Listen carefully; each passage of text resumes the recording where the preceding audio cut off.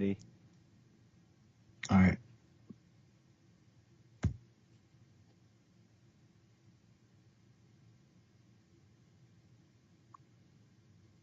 Hey, what's going on, guys? Luke here from Nerdy Geek Talk, the source of all your nerdy geeky needs, and I would like to believe we're one step closer to being Star Wars thanks to the SpaceX program. Shout out, hashtag not sponsored. And with me today is John, also known as Darth Forge. How are you, John? I'm doing pretty good. How about yourself? Pretty good. Way to be awake today. Yeah, I try. I believe this is episode 17 of the Holocron Herald, and this week we're reviewing episode 1, season 1 from Clone Wars. Damn it, I did that backwards. Titled Ambush. And John, did you know great leaders inspire greatness in others? I did write that quote down as well, yes. So that means you knew it. Good job. Yeah.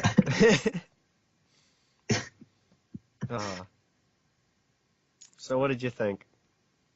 It was an alright episode. I'm not gonna lie, it's not my favorite episode. Whenever I go back and rewatch the series, I normally don't go out of my way to watch this episode. Really? Yeah. Dude, I love this one. I mean, I'm not gonna lie, rewatching it, it's certainly better than what I remember it being, but it's still not one of my favorite episodes. I just like it because we get to see Yoda be like really smug. Yeah. In my notes here, the King Katunko. Katunko or something like that. Yeah, King Katunko says a single Jedi equals 100 battle droids, and so I kept the count for how many droids Yoda killed or destroyed. Did you really? Yeah, every time he killed a droid, I put a tally. Did you count? Okay, what did you get to? 53. Oh, but they're worth 1,000. Yeah, I was just kind of like, not necessarily. In the episode, you got to tweet now out. to be fair, this is a count of on-screen attacks. I think you just got to like tweet out the dude that made the show, like, excuse me, there's a plot hole right here. Yeah, there was a moment where they cut away from him slicing through battle droids and go to the king. We're going to assume that was 47 then. He cut down 47 in that cut time. Yeah. Alright, so quickly going over the episode. I think I have a synopsis written if I remember correctly. You mind if I go through that? Sure. So this is a continuation of the plot from Supply Lines. Yoda is going to finish up negotiations with King Katunko. I don't know how to say it. We'll just call him, what's Black Panther's name? T'Challa. T'Challa, yeah, King T'Challa now. Over the system of Toydaria. Ventress is already there being something that I'm not allowed to say anymore, but it sounds like witch. And she has a hologram of Dooku with her to try and sway the bug people over to their side. I don't remember what their species is called. Yeah, I don't remember either. And when Yoda's first showing up, they're blocked by separatists from the moon of Ragosa. Yeah, I wrote that down. And they actually end up getting shot away, but Yoda's like, hey, let's just shoot the escape pods in. And, like, some of the escape pods are destroyed, and Yoda's just way too cool about it. Because, like, a lot of this episode is him, like, reminding the clones that they're also people, and they just, like, casually watch as some of them died. I don't know. Also, they launched all of the escape pods. So, they are bound to have left some clones left on that ship. So if they were still under fire. Yeah, if they needed to, they couldn't leave. They would just get blown up. Yeah. And so they end up landing on the surface, and Yoda is with 3 clones, which is Lieutenant Thyre, Check, and Rice. And, like, obviously, because it's Yoda, nobody really understands him. The clones are just freaked out and think they're going to die. But Yoda's Yoda, as we know him, and so he's just really chill about it. And now it's your turn to talk, Sean. Yeah, he's really chill the entire episode, and the clones repeatedly just kind of stare at each other and get real confused the entire time. Yeah, I just like to well, it's a Jedi, let's go with it. Yeah. And they end up talking to the king through a hologram, I believe. I don't remember how the hologram got there. How did the hologram get there? The king's hologram or Yoda's? Yoda's. Was there a clone there, or is it one of his soldiers had it? I'm certain that I thought all Jedi just had one of those random hologram things. No, I meant like using it for the king, though. I think one of the king's soldiers had it. Oh, yeah, I think one of the soldiers had it. Yeah, something like that. And then they issue. Ventress knows she can't really beat Yoda, so she's like, "Hey, we're gonna have a challenge, and whoever wins, like if we can capture Yoda by the end of the day, we win. You side with us, but if he does it, you side with him." And so Yoda's down for it because he's Yoda, and they just freaking wreck like a couple battalions. Yeah. Like it's not even fair, like how one-sided it is. And One-sided it is. It is. And at one point they end up following up in a cave, and the clones are like still a little upset. So Yoda's like, "Hey, you guys are people. You're better than droids. Like you can think for yourself. You have your own beliefs and all this stuff." And he just like really motivates them, and he's explaining like, "Oh, I trust in the Force and everything like that." And so they have to go through one more battalion, and they only have one rocket launcher against a bunch of tanks. But Yoda's like, "Hey, I'll handle it. Just save that rocket. You'll know when to use it. I don't know when you're going to be able to use it, but you'll know." And because Yoda is being totally, damn it, I can't say that word now, but it's in my synopsis. He's being totally BA. Ventress sends in roller droids to try and kill him, which I don't understand why they don't just use rollers all the time. Probably because they have a limited amount in their stock at any given time. I don't know. Maybe they only have a certain amount per squadron or There was whatever. 12. There was 12. Do we know that do we know if that's like a set number for whatever assault or whatever? They made it look like that, but I'm sure we'll see more later on and we can like figure it out. Yeah. But then that's when they use the rocket and just destroy it with an avalanche. And since Dooku's pissed off because Yoda won, he's like, "Oh well, I guess we'll just do better if your successor." And Ventress goes to do her job, which is being an assassin, and goes to kill the king. And Yoda just like bodies the hell out of her with the Force. Mm-hmm.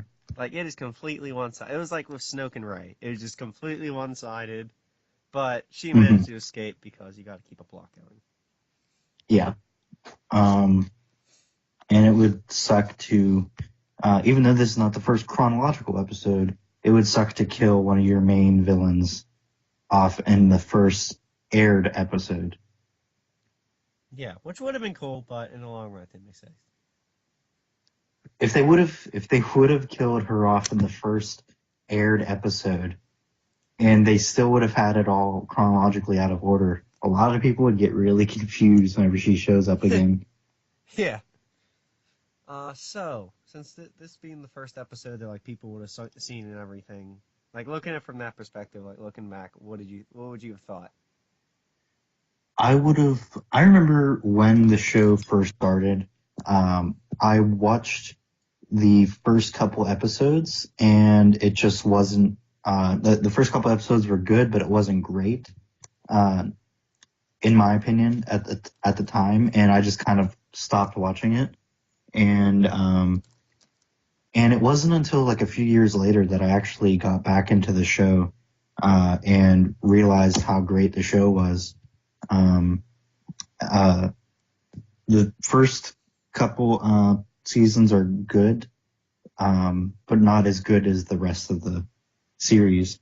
And so I didn't have a very high opinion of the first couple episodes at first.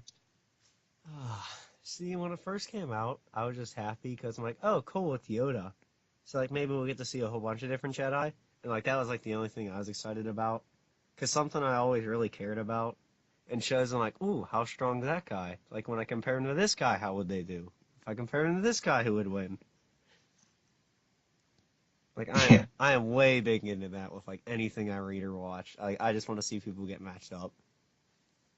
yeah. There's a lot of different different things of that happening uh, in this series. And I didn't realize, but Tom, the narrator and Yoda are voiced by the same guy. Who? It's Tom Kane. You know, he voices Yoda and the narrator. Oh, I did not know that. I didn't either. I'm like, wow, that's two very differing voices. Yeah, it is. And doesn't I thought the voice of the narrator also voiced whatever the guy's name. Yeah, He's the captain of the ship. I would assume he does, but it wasn't listed like when I was like going through the episode, like reading stuff, Mm, which I thought was kind of weird. And I looked this up. Just this was the whole reason I looked this stuff up to begin with. But the battle droids are voiced by the same guy too. But like it's voiced by one guy. Does all the yeah, battle droid I would voices. assume so as Yeah, well. I wasn't sure about that. I just wanted to know it. Hmm. One thing I wanted to point out that like I actually like early Dooku's voice. What? Like since it's like the first episode, it's like the first time you hear Dooku. I like his Mm, voice more at the beginning, but then as like the show goes on, it gets like deeper. But I thought this one was like kind of raspy to it. I'm like, oh, that's pretty cool. I don't really mind his voice. I think it's pretty all right. He plays a pretty cool role in the show, so it's forgivable. Any deviations that it does to the actual actor is forgivable, in my opinion. Yeah, I just like his because it kind of reminded me of like a vampire kind of voice. Like this is how I picture Dracula, Hmm. and he kind of just has that aesthetic about him. So I have a question. I have an Um, answer. so the entire premise of this is Yoda is going to go negotiate with I forget what the species is called, and Yeah, then um, Dooku and his assassin comes in and pretty much prevents him from meeting up with the king, and their whole plan is to prevent Yoda from making it there. In full disclosure with the king that that's what they're doing, and in so they were going to make a deal with that person. Do they really expect that to work? I don't know, cause like That's not a very good way to make a relationship with another um, person of power. see the king was cool with it up into the point that like he felt Ventress cheated in the game, Yeah. Um, and I like definitely would not expect this type of tactic to work anywhere else, and it's kind of surprising that it does in this. yeah, I think it's just because he was known to be like a very fair and neutral dude Hmm. that he was cool with it. Like yeah, I don't Yeah, see that working with like the Gungans or anything. yeah. Um, this is a pretty isolated case. It works fine here. It's just I don't think it would have worked with any other type of species or type of king. Yeah, I think that just comes down to their culture. Yeah. But Um, uh, what did you think of Yoda? Just this just being Yoda.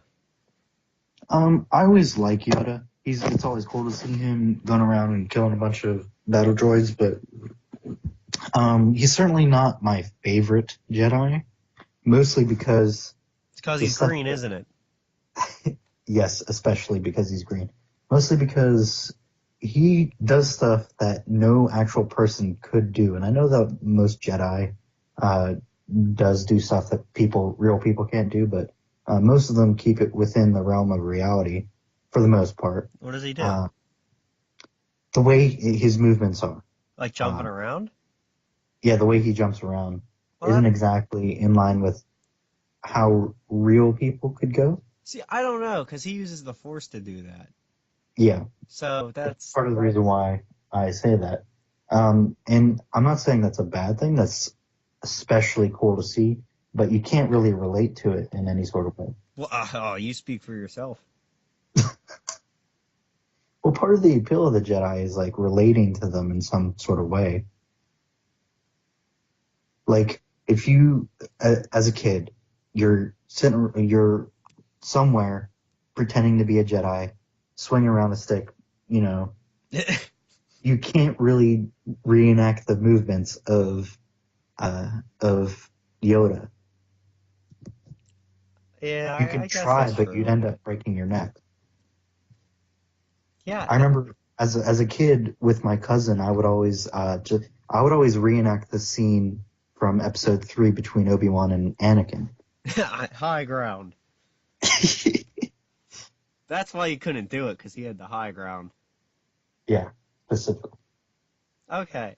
I think like part of the reason I'm defending this, which I was never really sure if he could do this with the Force, but like through a lot of the episode, Yoda's just kind of like going where it takes him. He's like, yeah, like, just where the Force is telling me to go, and he just like lets it flow through his body a lot of the time. Why do more people not do that? Part of the reason is because, at least based on my understanding of the character and the universe, the part of the reason is because Yoda is a very old character. He has been around for a long time, therefore he has the know-how, the knowledge, and the wisdom to understand when and where that type of thinking and acting would work. Whereas many of the other Jedi do not have that type of wisdom and wouldn't know exactly when that type of act would necessarily be good. See, I don't. See, I can see like That's the how I was body always. thing. I feel like you should be able to do it if you're like you use it to enhance his body. I feel like that's a base skill. You should be able to use it with the Force because it's part of you, and you're just kind of Yeah, like with Luke but it training also Rey. depends on your connection to the Force. You have to work at all Jedi need to work at their connection with the Force. They can't just be all powerful all at once. New trilogy. Um, they have to gradually make a connection with the Force and train with it in order to get those type of powers. I know, but I feel like that'd be something you would teach people. Like, oh yeah, this is how you use it to like sustain your body. Because like a lot of shows and stuff have that. They have like magic or something. Like, oh yeah, you can use this to make your body better. Do you know anything about the lightsaber combat, What do you think? What do you mean? like the different forms? Yeah, Ataru specifically uses the Force a lot in their movements. what number is that? It's number 4. That's like the most common one. Yeah. Yeah. It utilizes a lot of movements. That's Yoda's form that he uses. As far as I know, he uses your body as a weapon, kind of thing. Yeah, I would be happy if we saw like more people use the Force instinctually though. Yeah, that's my one main complaint with a lot of lightsaber duels because the Force is a very interesting weapon that can be used, and a lot of people don't use the Force when they're dueling with lightsabers, and that's a shame because it's pretty awesome. I don't know if you've ever watched the uh, the Old Republic cinematic trailers. Yeah. One of the first ones, Kaido Sen Darach, which is he's the same species as Darth Maul. He uses a lot of Force abilities in that fight in the one trailer, and it's very awesome. If we were to see that more, it would be very cool. And I do know that the Force takes concentration, so it would be pretty difficult to concentrate on fighting and using the Force at the same time. But it would be cool to see that more often. Yeah, I would just like to see like, oh, if, like you instinctually like push someone back or something. It's Yeah, like muscle memory kind of thing. yeah, Like someone goes to assassinate you and you just like instinctively like shove them back a foot or something. yeah. It'd be pretty cool. A lot of the things that you can do with the Force would make it pretty awesome to see in a in a lightsaber duel, and I don't think we really have seen a lot of what a Force wielder can do in a duel. Yeah, see. I feel like this is an entirely different argument because we definitely talked about this before. Like, I don't see why no one just like whips rocks at people using the Force. Because like going back to the Last Airbender, like we referenced before without Eric. Do you remember like? Do you remember when he crushes the rocks down and just like whips them at people? Yeah. Why does nobody do that? I don't know. It probably because it takes a lot of concentration, but still, it would be cool to see that more often. Oh, something that I love that was in the episode. I don't know. I just always love this is the frickin' droid humor. Yeah, you would kind of think that they would be able to know spatial, uh, have enough spatial reasoning to know that their tank can't fit through that opening. I don't know. I just enjoy when it happens. Also, if it was stated that this meeting was pretty secret, how did Count Dooku find out about it? The Force. And how did Yoda know that Ventress was with King Katunko? Oh, that's just because I saw them. Did they? Because I didn't really see Yoda interacting with them in any sort of way. I don't, maybe just in the field of view. Okay.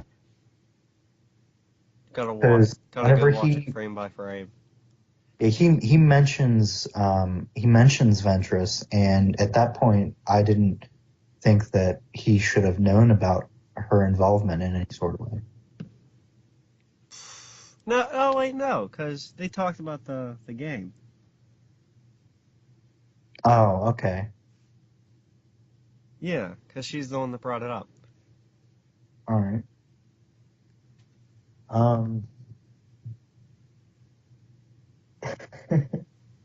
I don't know if I'm allowed to make this kind of joke, but I'm going to make it anyways. Yeah. Yoda in the episode says that size is not everything. That's what she. Yeah, I noticed that too.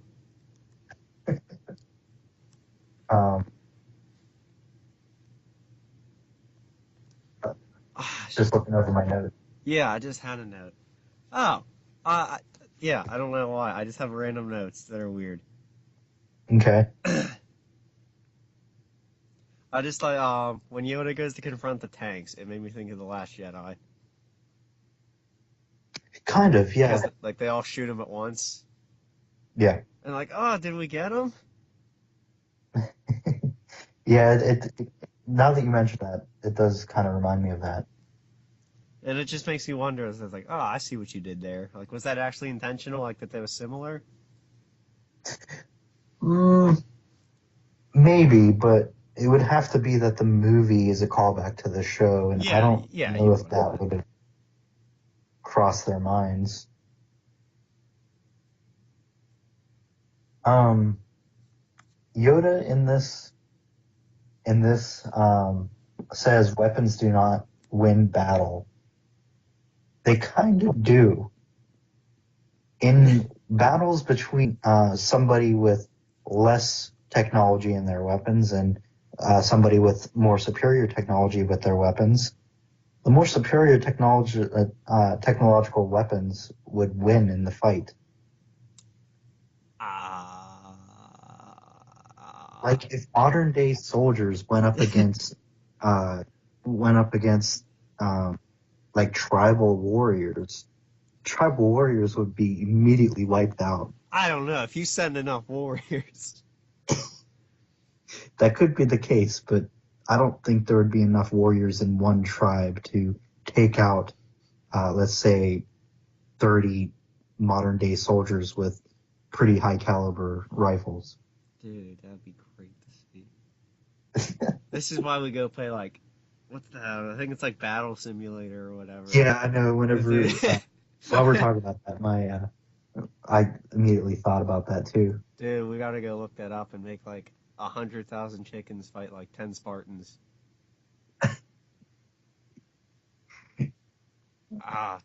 One Which, thing I feel like we gotta acknowledge is like the way Yoda treats the clones.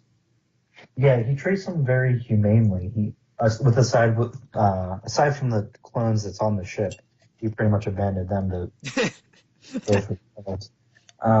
He treats the ones that he worked closely with pretty humanely, Yeah. and he wanted to see their faces, and they're all like, "But why? We have the same face." And he's like, "No, not really," kind of thing. And then All I know proper in people. Legends he was not really good to them.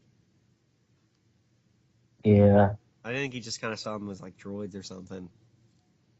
kind of. That's how a lot of people see the clones.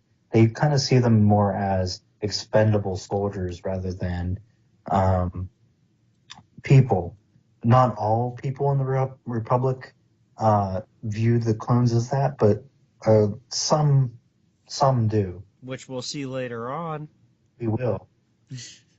I'm just excited to see like when Yoda pops back up, like how he interacts with them again. Yeah. At a certain point in the episode, a droid calls Ventress Supreme Leader. And she's bald, therefore she is Snoke.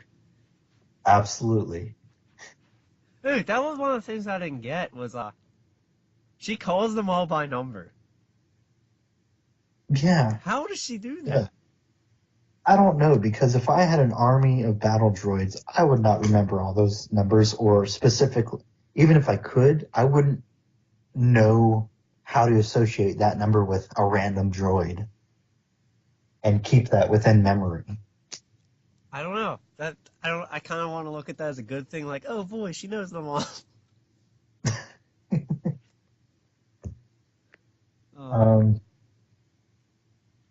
so at the end, whenever Yoda gets to the meeting, he uses the Force to take Ventress's lightsabers out of her hands, inspects them, says a few words, and then uses the Force to hand them back to her.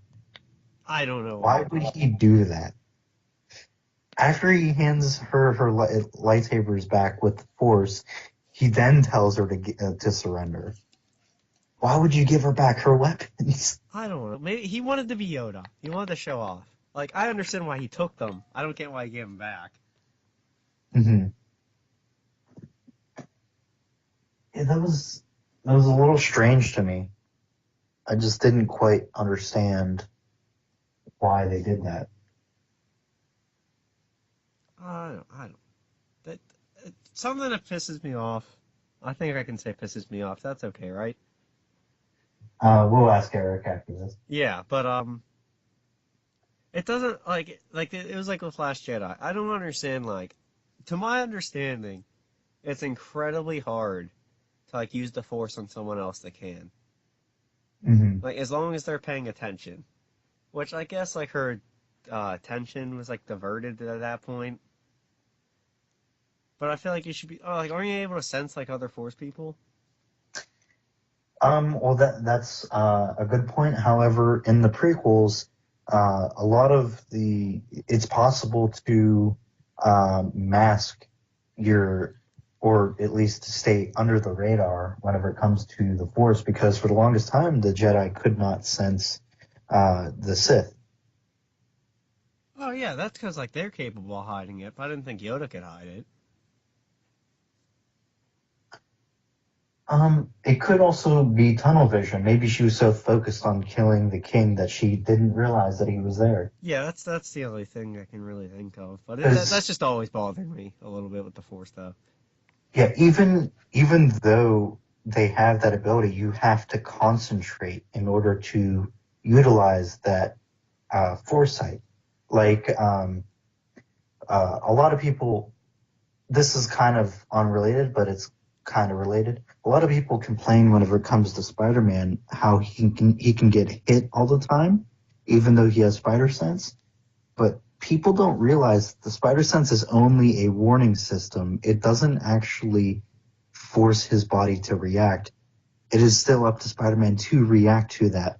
Like if you saw a ball coming at you and if you see it coming at you and you don't move away fast enough, why didn't you move away? You saw it coming towards you. Like it's kind of in that same line of thinking. Yeah. I'd assume there's like a sphere. I think like you have a sphere of influence around you.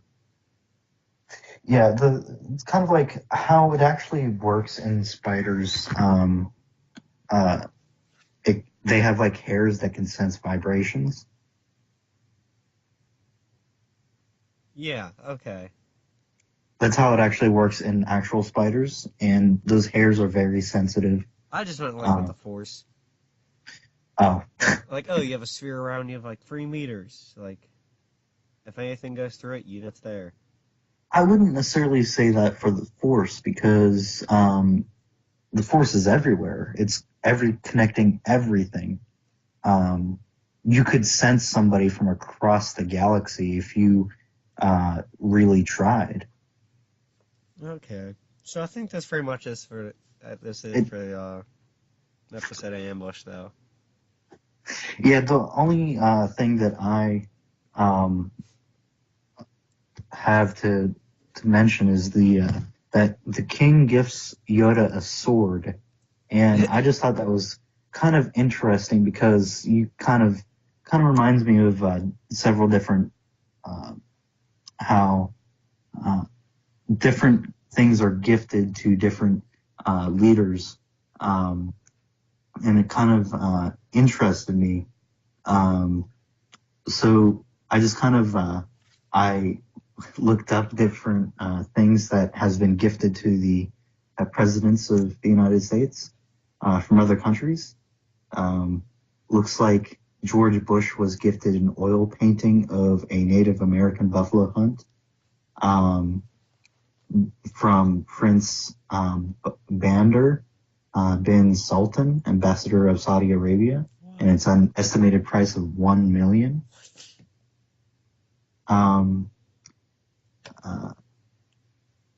Any swords, though?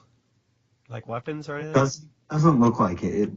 The other things is like an emerald and a diamond jewelry set that was gifted to Teresa Heinz Carey, which she wasn't a president, so I don't. Some of these people aren't actually presidents. A diamond and pearl jewelry set. Diamond and pearl? Diamond and a pearl jewelry set gifted to Michelle Obama. Diamond and emerald jewelry set, also to Obama. Also to Obama. White gold jewelry with teardrop rubies and diamonds gifted to Hillary Clinton, which is interesting. Do you want to? Yeah, so I think that's it for this episode of Ambush. But Eric just sent us a link. Like, what was it, like an hour or two ago? Oh yeah, the link. It's yeah, they're doing more movies. Is it a movie? Was it guaranteed a movie? I thought it was. Hold on, I'm looking at the link right now. Because I couldn't remember if it directly said like film or just like something like connecting the two. You're talking about the new film series, right? Yeah, let me go back into the link. But it involves the dude that produces Game of Thrones and Dave Filoni. Oh, I'm sorry. Yeah. It's the creator. It's two of the creators and Dave Filoni. Yeah, it's Star Wars films. It's a new series. So that means more than one at least. Yeah. I'm scrolling through the... So, with any luck, that's going to be about the Old Republic, because I'm just dying for that to be brought back. Yeah, that would be very, very cool to see the Old Republic again. The Old Republic is a very interesting time, and I loved hearing about it in Legends, and it would be very cool to see it brought back into canon. Yeah, if there's any time, like I was talking about, like the instinctual force, for anyone to be able to do that, that would be then. Which technically some of the major events have been confirmed in canon through stuff like the Darth Plagueis. not necessarily that, but through stuff like the Clone Wars TV show and Rebels. They mentioned the Mandalorian Wars and stuff like that. So there's some stuff from that kind of time that is technically canon, but nothing more than we know that the event happened. All right, so that's about it for this. And sorry if this episode got kind of bland at all, but like this being like it was the first episode of the series, it was just kind of like here's everything we have to offer. So there's nothing like really that deep and meaningful. But later, what do we got? It's just a cool introduction to the series. Yeah, later this week we should be recording something about like what we think is going to happen with Rebels, or like what we think's like literally going to happen, or what we want to happen. And we should be having our guest on for that, which we talked about yesterday. And do you know what else they're recording? Not necessarily.